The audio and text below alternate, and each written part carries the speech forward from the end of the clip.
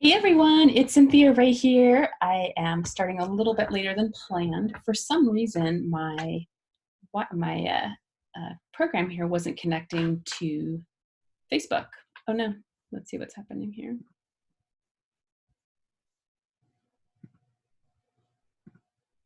Okay, sorry. Anyhow, yeah, so having some struggles here with Facebook and connecting, but I am recording this meeting for today for this Thursday live. I am live. So I have a link on our Facebook page to our Facebook group to connect us to this particular call. So anyhow, welcome. And today I am traveling. Actually, I am in Southern California in my family home, visiting family for a few weeks, and just wanted to catch up with you all. I just picked up my son from his class. We brought him to his class that he was in last year and was able to reconnect with some new friends today. So that was pretty fun. Anyhow, so let's get started. Today I am going to be discussing anxiety and how to relieve it naturally. So throughout this particular class or recording today, I'm going to be asking for some interaction and just getting some input on what your ideas are, what your thoughts are, where you're at with this issue. And we can kind of create a little community with this. If you're watching this recorded, if you're watching it live with me right now, I believe there's a button where you can chat. It says chat, there's a little chat box, and I'll put that open right now for you to use. So I'm going to write, hello, everyone. And if you are on this call right now, you can add to my chat. So anyway, welcome. And if you're watching this recorded, I believe you can still also do the chat, or just when I post this video to our Facebook group, you can comment in the comment section and I'll comment back. Okay, anyhow, so yeah, so I'm here in Southern California and enjoying this rainy weather, which is kind of different for us because we're used to North Idaho where it rains a little bit, but mostly sleet and snow. So having it wet and warm is different for us for sure. But anyhow, okay, so let's get back to it. So anxiety and natural remedies. So just to give you a little bit of a background on me. So my name is Cynthia Ray. I didn't tell you that yet. Welcome. And I have been a registered dietitian and fitness specialist for over 20 years now. I can't believe it, time is flying. And I started out actually in the fitness industry. I've always been an athlete growing up, and I've always loved moving my body and being competitive and things. And when I went to college, I loved working out, and I was a college athlete. I did a triathlon club at school, and I also did the rowing or crew team, which was awesome, over at Cal Poly in San Luis Obispo. Go Mustangs. And I always loved activity and movement, and I always loved teaching. I love learning. I'm a sponge for learning, and I love teaching. And for a while there, I was thought, oh, it'd be really fun to make a career out of teaching people how to exercise properly, and not just to do it right, but also to find the joy in it that I found. So I was a personal trainer. I got certified as a personal trainer when I was in college and worked at a local women's gym, which I loved. It was so much fun. And then moved into, when I graduated, into corporate fitness. When I graduated, and I worked with a corporation called Amgen. They are a drug company, pharmaceutical company in Southern California, and worked in their corporate fitness program there. It was an amazing program, actually. And worked as a fitness specialist in their fitness center, and then as a health educator. And I managed the wellness programs for the employees there and got to teach some great classes. And some of you who are watching may have been there. And really enjoyed that journey in my life. Then went into private practice as a dietitian, specializing in eating disorders and disordered eating, or just specializing in food and diet behavior, and absolutely love that field. I am so curious. I love to know why people do what they do and how to help them out of the pain that they're in when it comes to dieting, weight loss, or just having I guess is that the word, poor relationship with food, or I'm sure there's a better word for that. Confused, overwhelmed, distrust, things like that, and was really fulfilled in that area.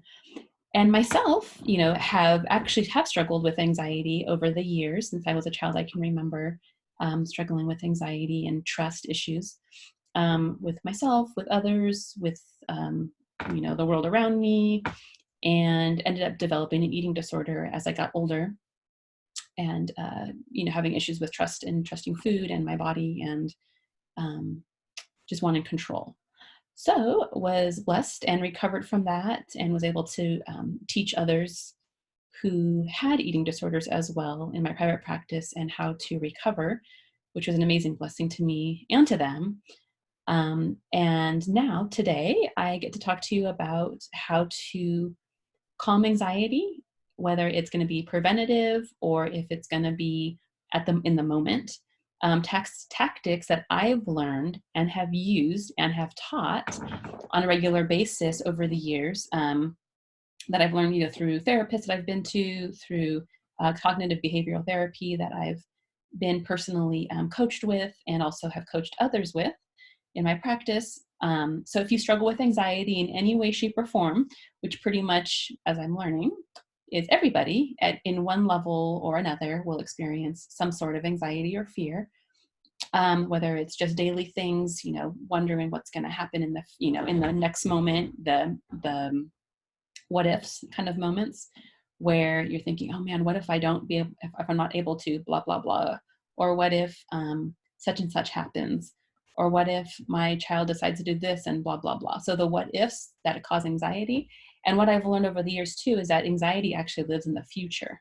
It's not something that you're mulling on over the past, and it's not in the present, but it's wanting to predict or control the future and feel a sense of safety about it. So truly, if somebody's experiencing depression, they're actually feeling things, or their memories and mind are focused in on the past experience, past events. And if they're experiencing anxiety, it's wanting to live in the future and predict the future. But as you know, we cannot predict the future. And when we try to, it actually causes anxiety. So I'm going to teach you today the keys that you can use, or some of the tactics that you can use to calm anxiety and prevent it on a daily basis. It's really amazing because our brains can actually be retrained, and you're able to get rid of some of those natural tendencies to go to anxiety as like a knee-jerk reaction to some life situations, and recognize it and stop it and reverse it with some really cool exercises and tactics I'm going to go over with you today. All right, so I have a few slides for you, and as we dive in, I'm going to put these slides up, and I'm actually probably going to take my face away because I'm going to share my screen with you. But you're going to hear my voice as we go along. And before we move on, how have you experienced, or do you experience anxiety in any way, shape, or form, whether it's chronic, whether it's day-to-day, or acute? Share with me, just either a yes or no, that I have experienced anxiety, and if you are wanting to find a remedy for it. So if you could put that in the comments in my little chat box here, or if you're watching this recorded on our Facebook group, you can do that in the Facebook group as well. All right, so take a moment. You can share with me. And as we're doing that, I'm going to check our Facebook group to see if any of you guys have gotten this link to join me here.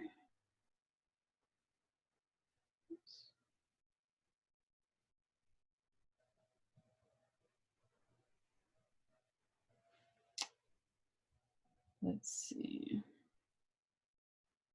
if this link was shared.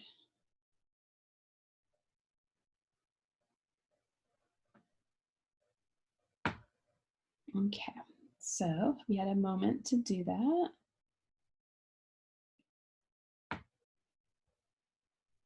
Just make sure everybody can find me.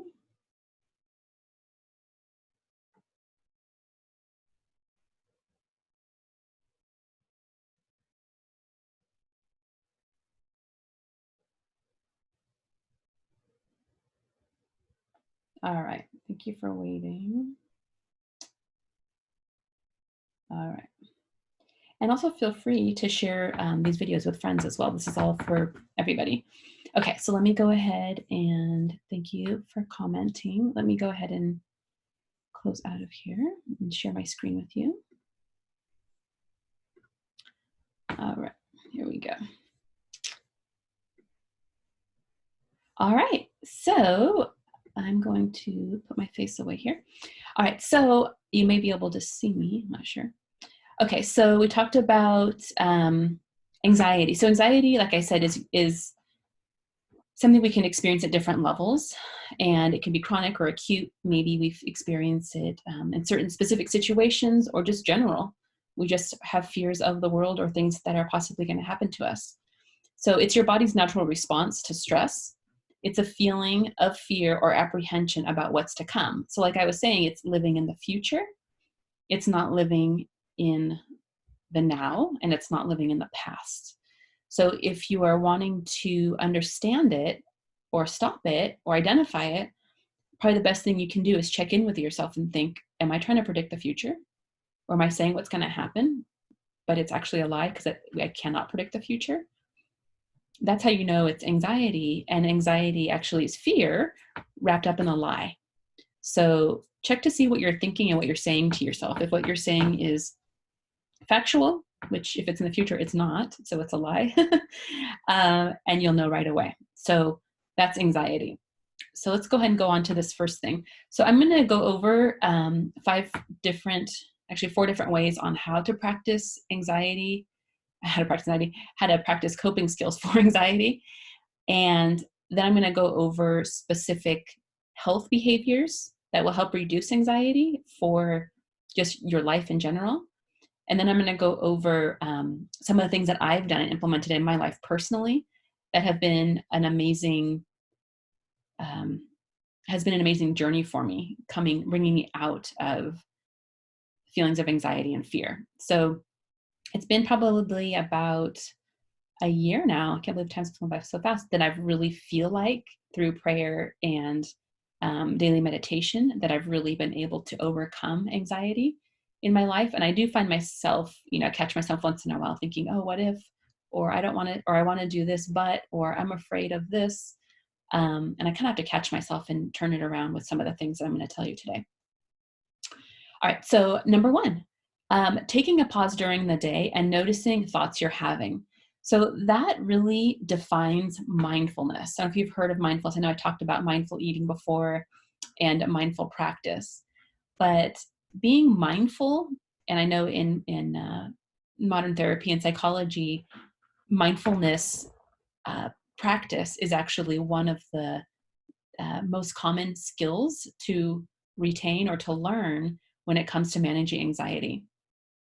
So mindfulness essentially means being present in the moment, wherever you are, whatever you're doing, whether you're sitting in your chair, whether you're driving your car, whether you're in the shower, whether you're fixing your bed, whether you're busy doing work, whether you're eating, whether you are running errands, whatever it happens to be, wherever you are in that particular moment, you're lying down, you're sitting in a chair, whatever it happens to be, is to stop and be mindful of what your environment's like. What is happening in your environment? What do you smell? What do you see? What do you hear? What are you experiencing in your body? And just really being aware of where you are in that particular moment. And that in itself is actually probably the best number 1 go-to tactic. There's so many others too, but this is a really good one. Best number 1 go-to tactic when it comes to stopping anxious thoughts is just being mindful, stopping yourself, and just being present for a few minutes and noticing exactly what it is around you. Another antidote for anxiety, for calming anxiety in the moment, is thankfulness. Being grateful and creating a gratitude list, whether it's in your mind, out loud is actually even better. Saying it out loud, just saying everything you could think of in the moment that you could be grateful for. So just or writing it down or just telling somebody. That's one thing that you can absolutely do anytime, any way, anyhow, is just start, as soon as you catch yourself, just start blurting out what it is that you're thankful for, what you're grateful for. And just keep doing that until you feel like yourself calming down. And like I said, and being mindful, sitting where you are in the moment or wherever you are, stopping, maybe taking a breath or two, deep breath or two, and then start thinking about, being aware of your environment, whether what you hear, what you smell, what textures you feel, um, experiencing the light, the weather, looking outside, maybe getting some fresh air and just noticing what's around you in the moment. Okay. All right, let's go to the next one. So practice a simple breathing exercise. And this one I do regularly, or I have done actually. I did it more when I was really learning about my recovery of when it comes to anxiety. And this is one thing that my therapist taught me a few years back, was breathing and how vital breathing is for calming yourself down. And it's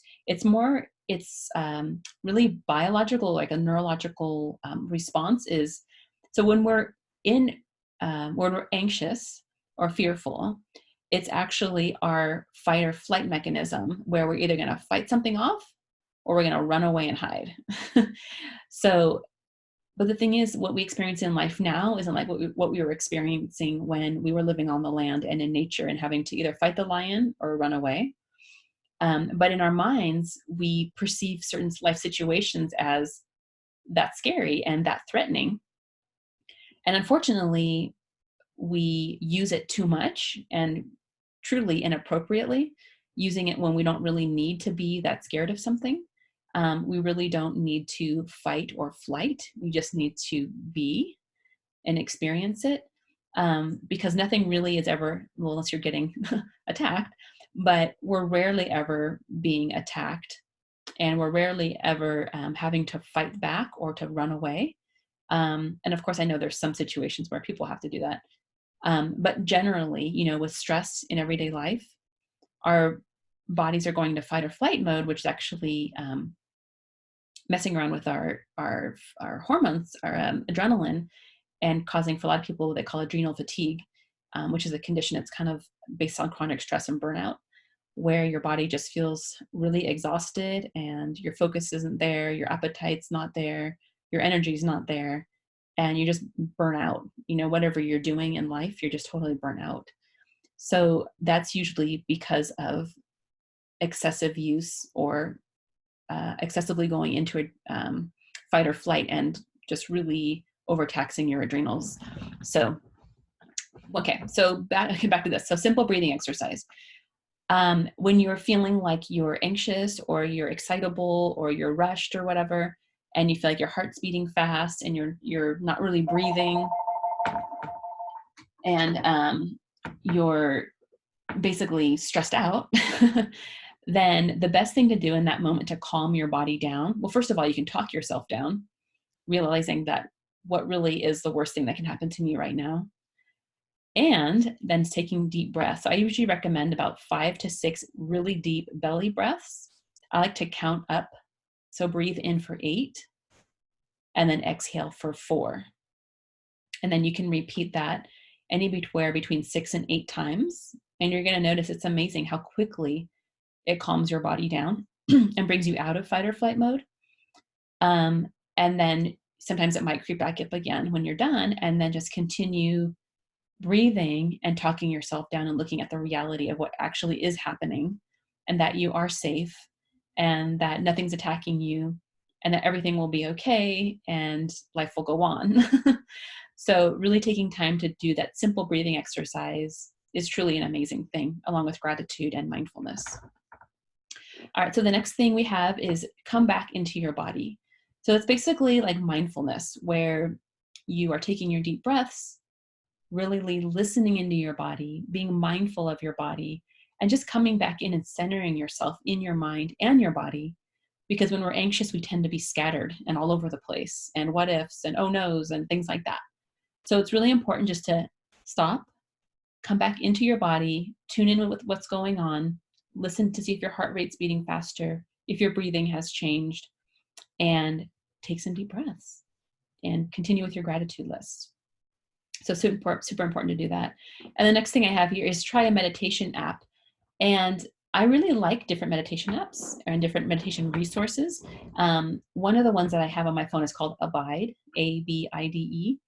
And it's a Christian meditation app. And that's something that I really enjoy as a Christian.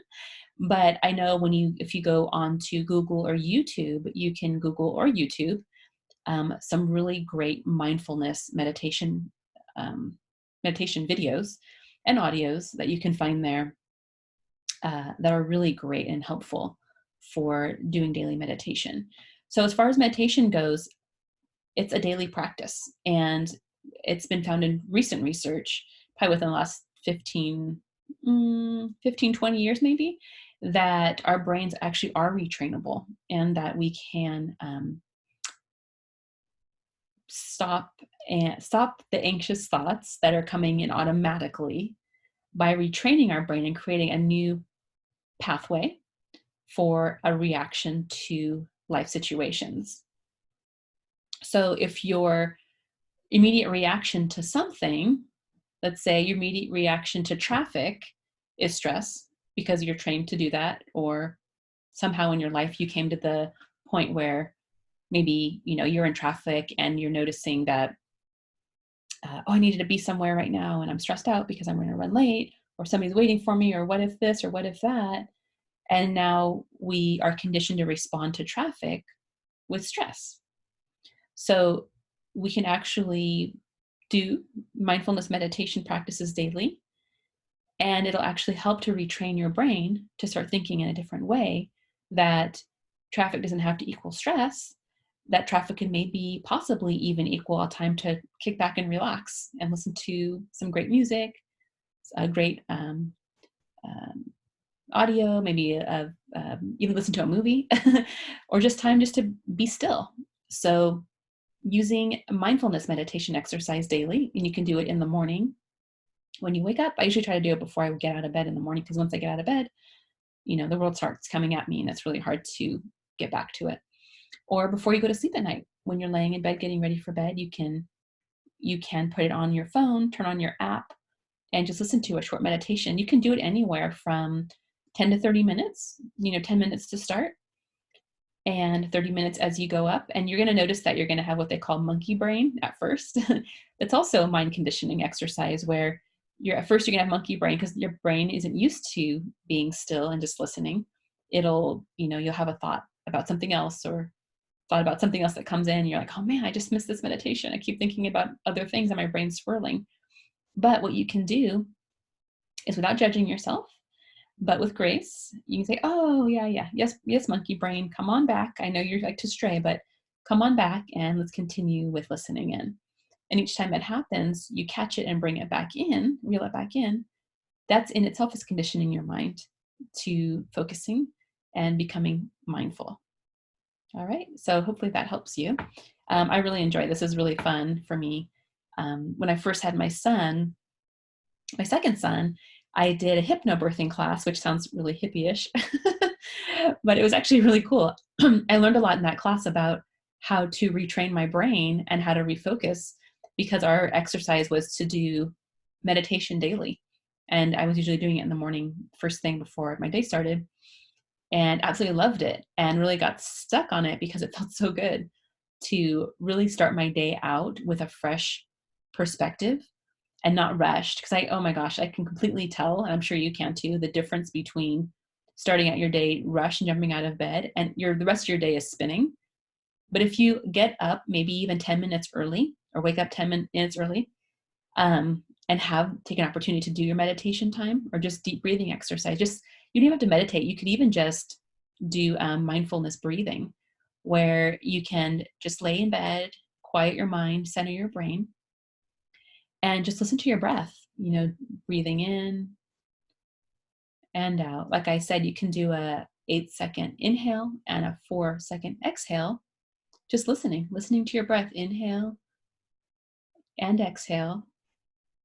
And then you're going to start to notice your body calming down, your brain centering, and you can even in that moment take charge of your monkey brain and just kind of gently bring it back in and continue with your breathing.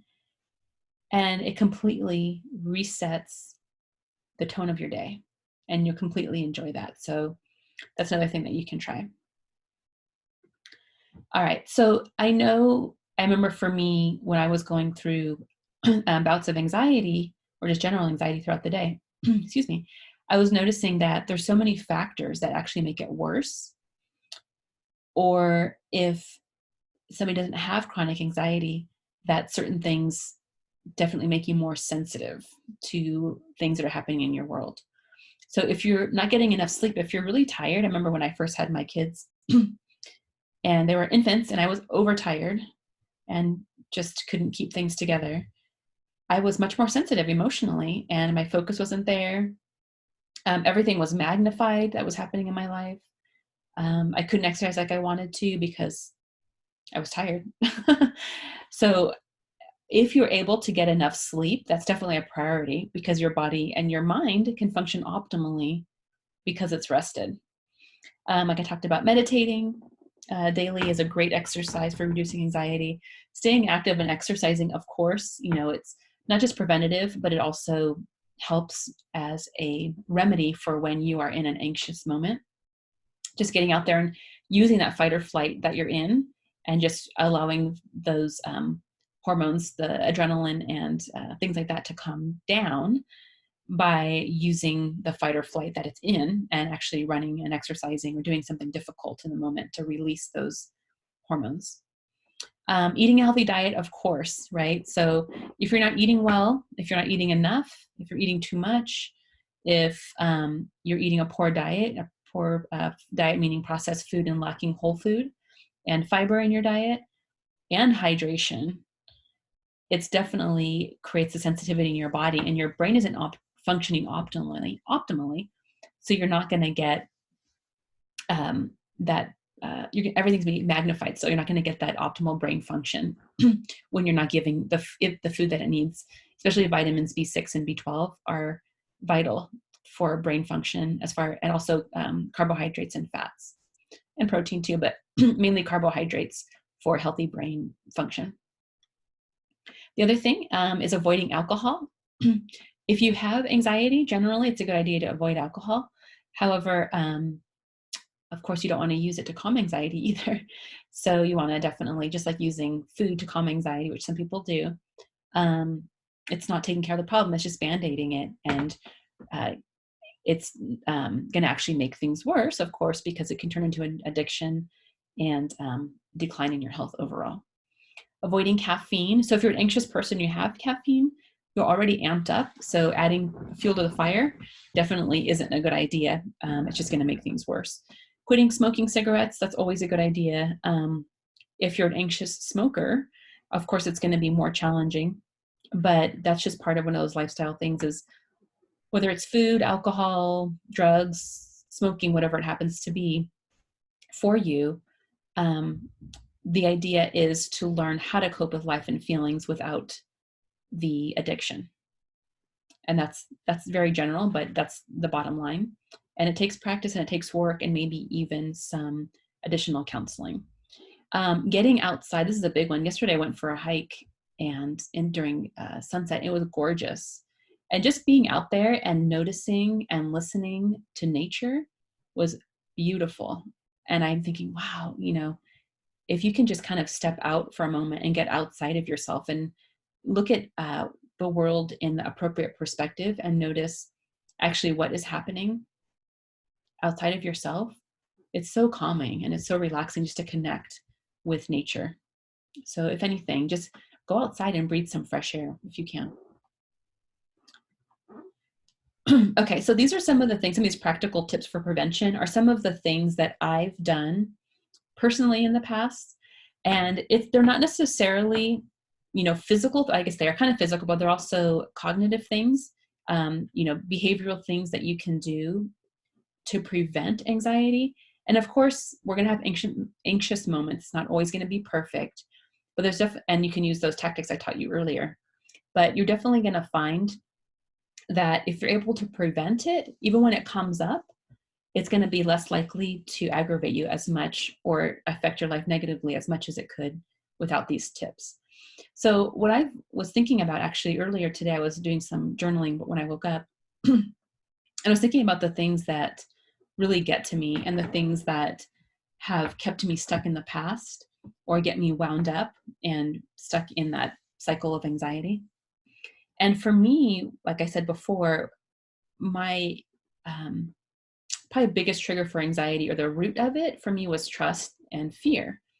So if having something happening during the day, I'm thinking, oh no, like with my kids, I homeschool our kids. And sometimes I'm like, oh man, if my son doesn't do this, then he's going to miss out on that. And I'll start spinning my thoughts. I'm like, really? And I'll just stop myself and think, really? What would really happen if he's unable to do the specific task this morning? I'll do it later in the day, or we can do it tomorrow. But then think, oh man, I have to do it right now, or I have to get it done right now, or else. I think, okay, well, or else what? Or else he'll be behind. Okay, and if he's behind, then what? Then we can just catch up tomorrow. Oh, okay, that sounds good. So I kind of have to catch myself first, and then kind of talk myself down and out of it and into the reality of what actually is, than spinning my thoughts and trying to predict or control the future. So what I decided to do helps is if I really plan out my day before it happens and do my best to learn how to trust myself and allow others to trust me, it really calms my anxiety because I'm feeling in control, and I'm trustworthy and I can trust myself. So if I'm planning out my day in advance, give everything that I have to do that day a spot in the day, then I'm able to plan out my day. Then I'm able to stick with the plans that I have for the day. And it helps me feel in control. But not that I am in control. It's just that planning it out makes me feel safe and makes me feel like, oh, okay, I don't have to do that right now because I'm planning to do it later in the day. And whatever I'm doing in this particular moment, I'm doing because this is the time I have it planned. And the other thing can wait because I'm going to do it later in the day, instead of, maybe folding laundry right now, thinking, oh no, I got to go, do the dishes, or, oh man, I better go maybe put some food in the oven before it gets too late. But then I'm like, you know what? I need to just stick with my task right now. This is what I'm doing. This is what the time this task is scheduled for.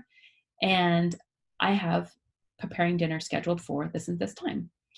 And it's helped me so much because it helps me realize that I don't have to do everything right now out of fear, that I have it all planned out and it's all going to work out beautifully. The other thing is that I've done with planning is to plan according to what I have here, the brain power times.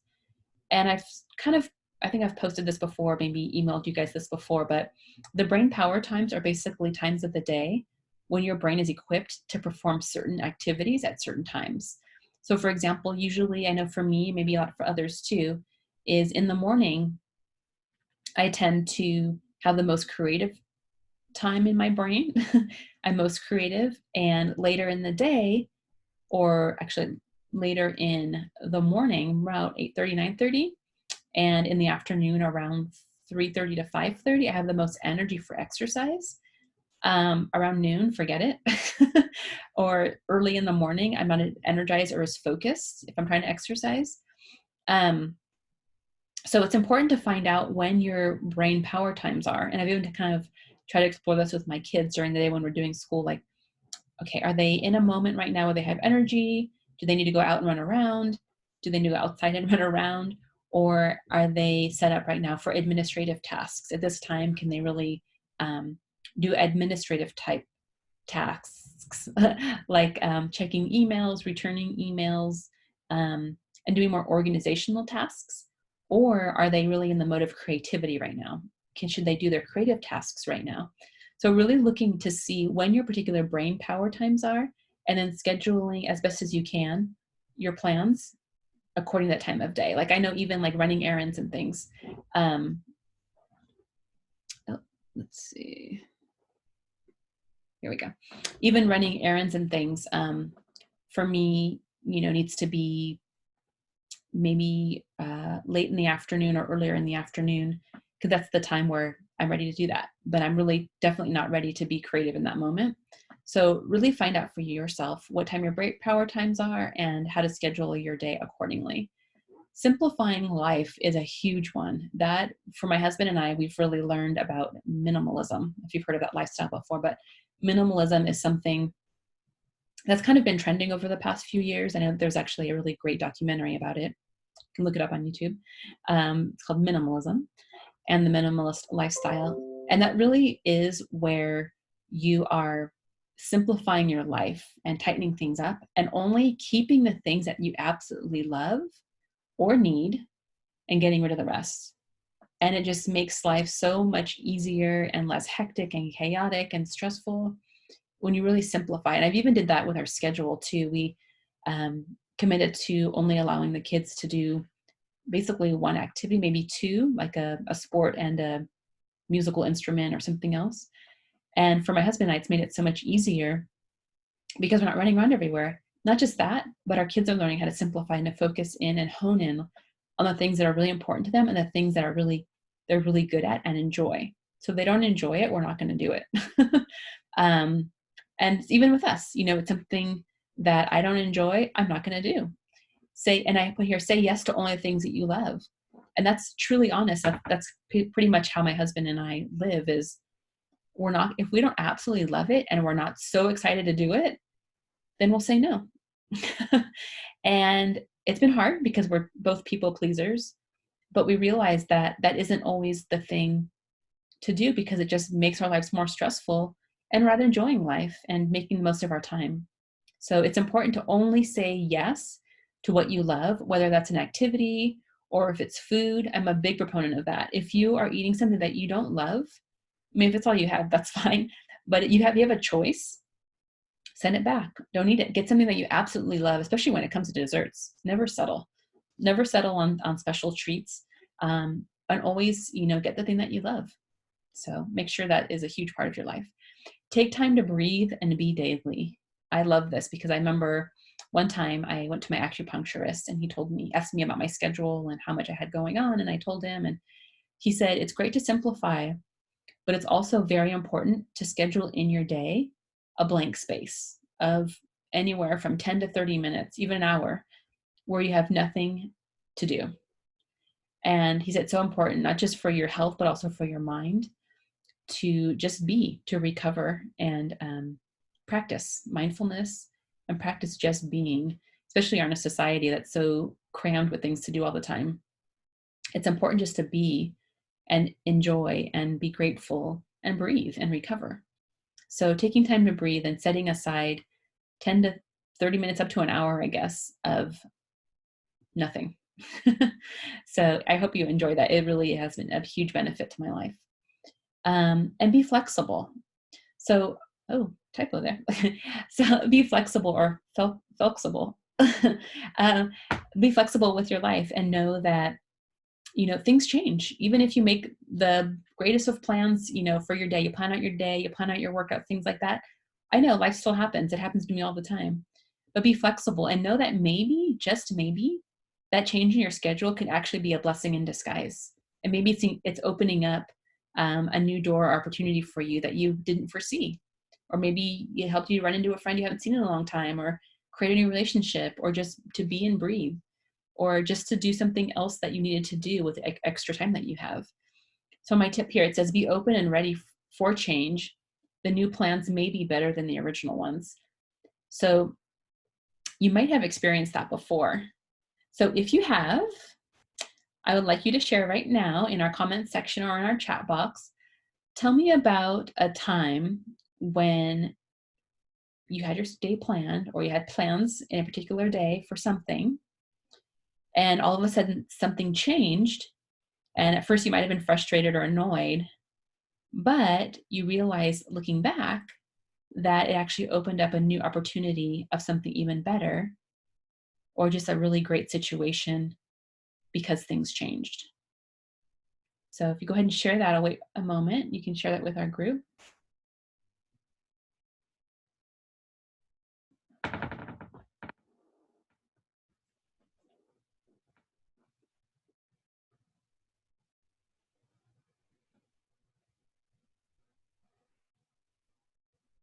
Okay. So thank you for sharing. This is so great to learn from each other. I love it. Okay, so the next thing I just want to go over, we have just a couple more slides left. Next thing I want to go over is anxiety and food. So of course, because this is a food group, I want to definitely talk about anxious eating. So anxious eating in my practice and in my readings, I've really kind of honed in on this. And I have been able to, and I still can tell what somebody's feeling if they don't know how to identify feelings yet based on what they're eating. And eating when they're not hungry specifically. So when you're eating when you're not hungry, it's basically emotional eating, right? So if you're eating when you're hungry, it's out of a physiological need for food. If you're eating when you're not hungry, it's just an emotional desire. So you could either be, really angry, really lonely, really tired, really stressed, depressed, um, and bored. Bored is actually another form of anger, which sounds interesting, but boredom is also a form of anger. So people who tend to be in that realm seek salty, crunchy, or sweet, creamy foods because they really calm you down. I know you hear all the time about comfort foods, and comfort foods do have that effect. They actually elevate serotonin to help to calm nerves and anxiety and fear down. So it does act as a drug. So food does work in the moment for calming your body down, but of course, in the long run, it doesn't, because when we're eating, when we're not hungry, our body's wondering, I'm not asking for food. Why is there food coming in? And it's thinking, oh, I better store this because, kind of like storing nuts for the winter, like how the little chipmunks do, or squirrels. Our body thinks that, okay, well, there's food coming in. There must be a famine coming. So I'm going to store up the food in the fat cells, the energy in the fat cells, so that when famine does come, I have extra stores to keep this person alive. So you're actually going to gain weight when you're eating when you're not hungry. And anything you do on a regular basis is going to add up, right? Whether it's eating healthfully or eating mindlessly, not eating mindlessly, but mindlessly, is going to just put on weight. So be aware of that and really identify those feelings that you're feeling. And instead of going to food, you can use the HALT method, the hungry, too angry, too lonely, too tired. And I like to add an S on the end, S for stressed.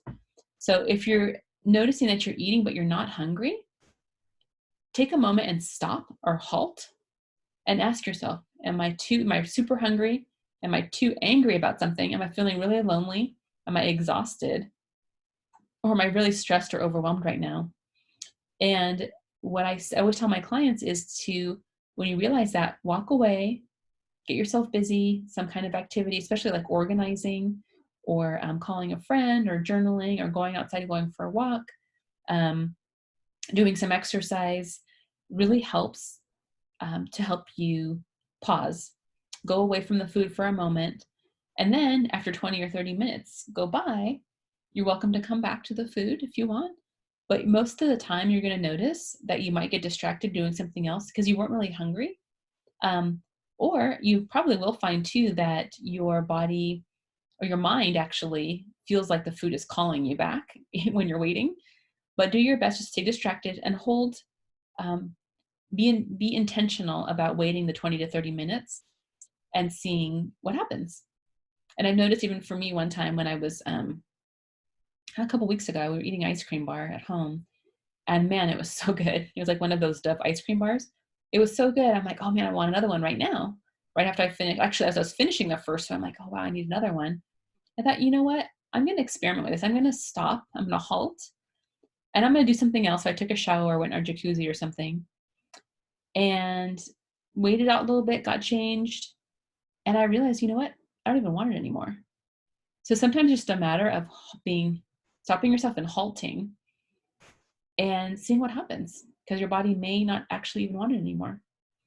So the other thing too is if you're feeling anxious, you may even have a lack of appetite.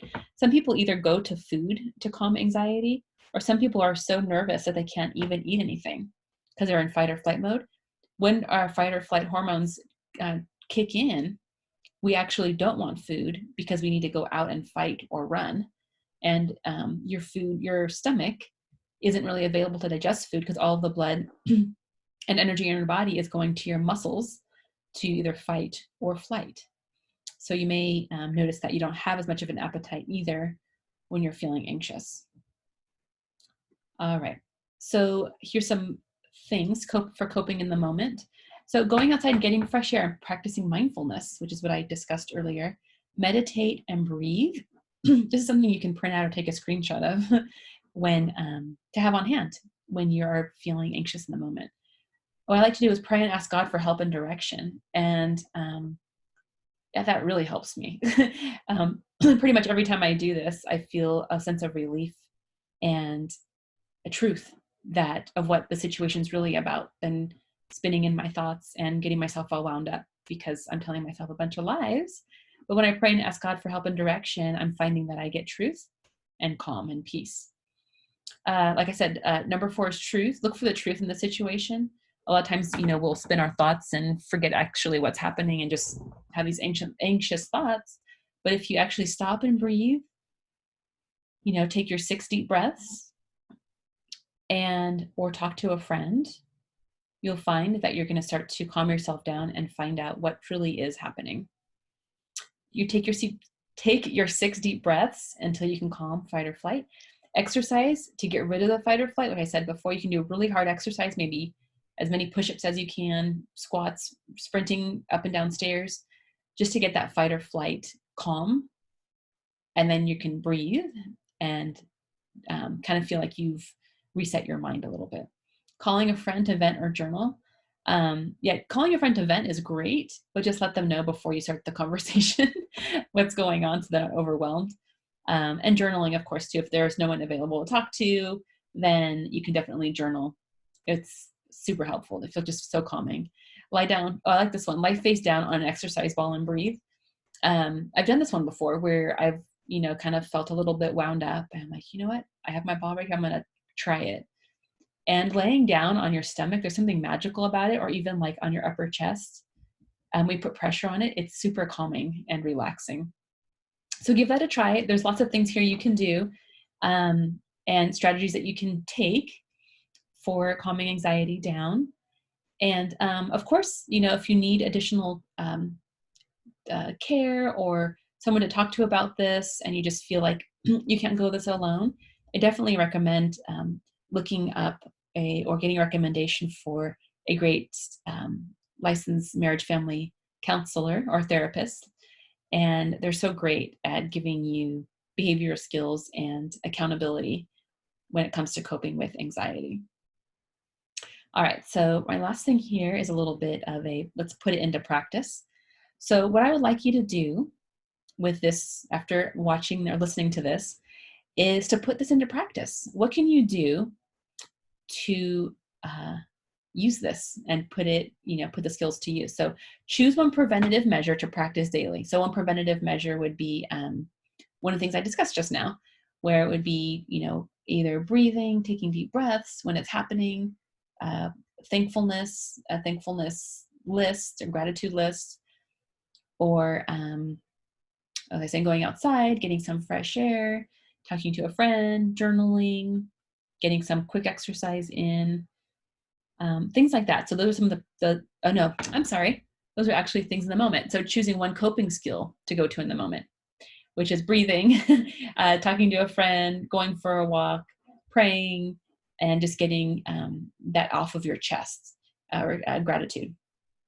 And then, or choose one preventative measure to practice daily. So that would be like daily meditation and regular exercise and a whole food diet.